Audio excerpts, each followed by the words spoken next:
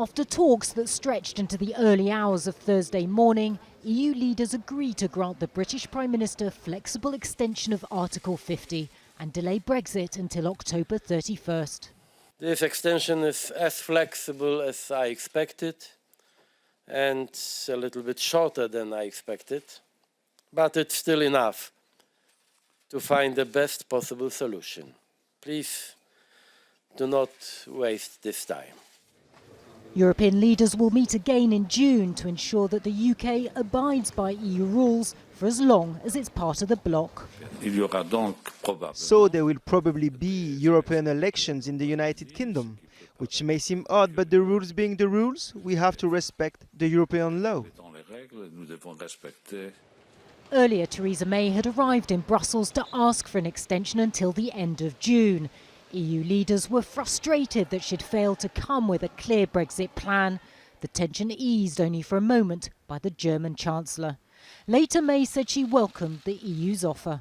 If we can now find an agreement in Parliament and put the legislation through in time, we could still leave on the 22nd of May and not hold those European parliamentary elections.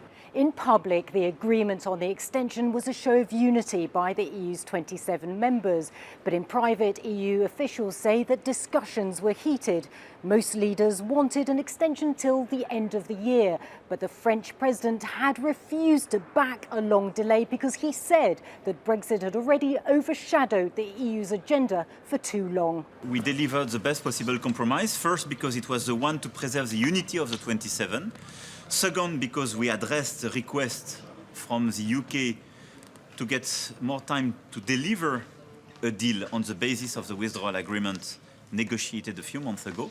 And third, because thanks to this agreement, we preserve the well-functioning of the European Union. The Conservative Prime Minister left Brussels having avoided the UK crashing out of the EU without a deal on Friday and having gained some extra time.